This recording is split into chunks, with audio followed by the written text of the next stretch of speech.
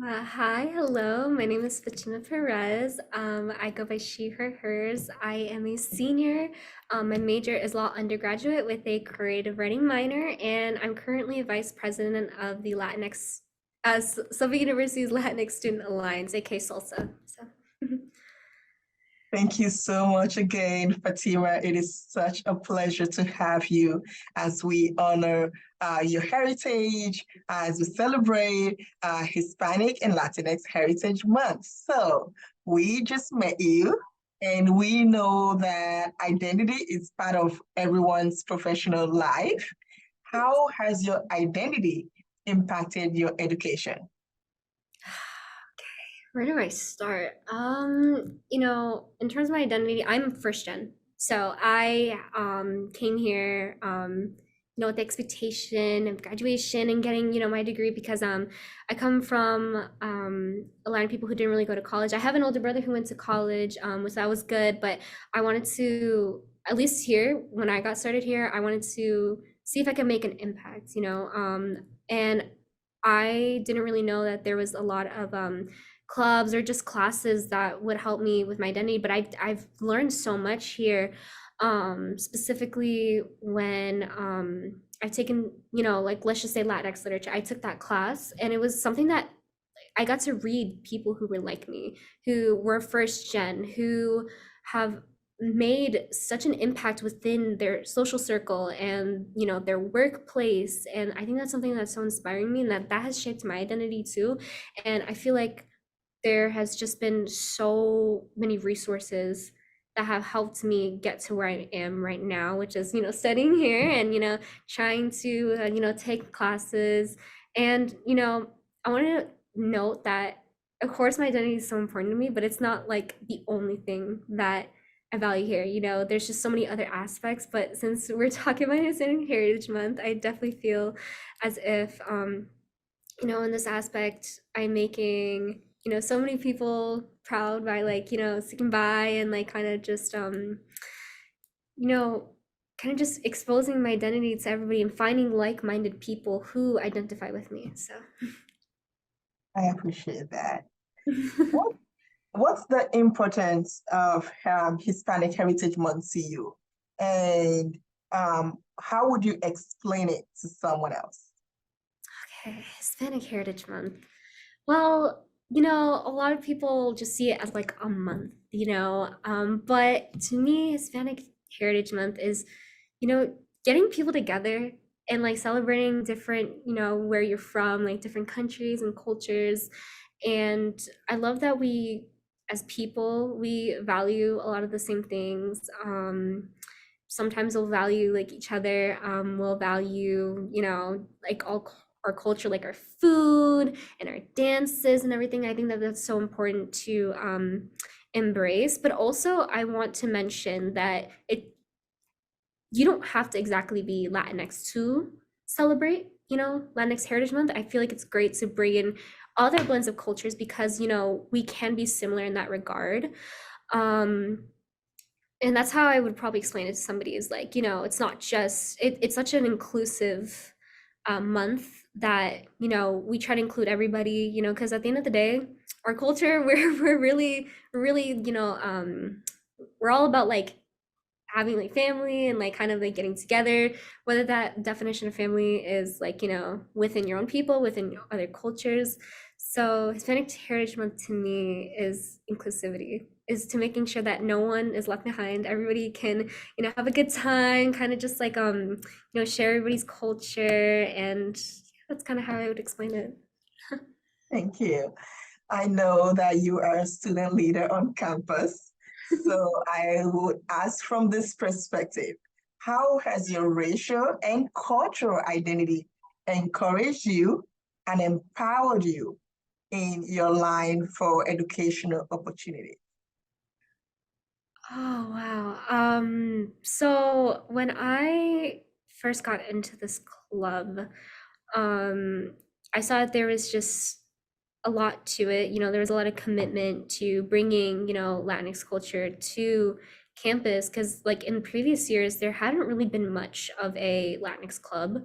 So this is something that I was just always looking for, because I've always wanted to have a safe space to kind of express myself, but also to help other people express themselves. I didn't really have that, before I started college, like a little bit, but like that was more so my childhood. So I when I decided to kind of apply to be vice president, I thought of the impact that I could make, how many people I could reach out to so that they could have a safe space to embrace themselves and, feel safe to maybe speak another language, or feel safe to, brag about the foods that they like. So, in my mind, the number one thing that I thought about was to make sure that everybody was safe. Everybody, could feel included without judgment. Because, I've had that experience where, I felt like I've been on the outside sometimes, where I haven't really felt like I fit in, especially because, I'm not, I guess, like, I'm not like the standard. I don't want to say that word, but like the standard of like what I Mhm. guess like a student would be. But I feel like as a student leader, I want to help redefine that, um, and I want to help others, especially if they're are their first gen, or they're just starting out college, just like whatever kind of milestone they have to achieve, especially within identity and everything. I will definitely try to help them and give them all the support that I can, because I've been there. I've been the type of student who has been lost, and I finally found something that I love, the club that I'm a part of. We're all really close as people, and I want to, even after I graduate, I want that club to still be here. Like I want that club to still represent our mission statement, which is to provide a very safe and open space to anybody who wants to join. So I love it. And I love that you are a person who you practice what you preach. Thank you for sharing that. What are some challenges that you have seen in terms of representation on campus? oh wow, that is a very loaded question. Oh wow, God, should have thought of this a little bit beforehand, but that's okay. Challenges. In terms of representation, sometimes I feel like there isn't, in general, there sometimes just isn't classes, or like sometimes events that really feel inclusive. And I feel as if we need, especially in the education system, we need more professors from different backgrounds. We definitely need more classes that help with, learning about diversity and like, cultural sensitivity. So then people know how to address certain problems, but I feel like we don't have that here. And I feel like it's something that definitely needs to be more included, especially because, this school is pitched as like, being diverse, and it definitely is diverse, but I just feel like we just need more of that, you know, kind of like those classes or like those activities that are just like, hey, we're here for you. We're here to be to celebrate you and to celebrate, where you come from, everything. I think that's definitely a setback. It's kind of like what I have so far. I don't know if you wanted me to list more, but like that's kind of what I have. So I appreciate everything that you shared. Looking at um, your education, your career, your journey, everything that you have so far, can you share who or what has helped, has been the most helpful in your success? I would say my parents for sure is definitely one of, because like I said, I'm first gen. They came from El Salvador, which is, culturally where I'm from. And they sacrificed a lot to get me to where I am. And as like typical as that sounds, like it's true. Like they would literally give my brother and I like the clothes off their back. They would fight for us, they encouraged us to go to college and pursue our dreams just because they couldn't. And I could not be more thankful that they pushed me every single day. to just get up, even if like it's dreadful to just get up like so early, but they push me to, you know, get an education and, you know, do what I love. You know, they never set me back. They've always, you know, motivated me to, I guess, be where I am.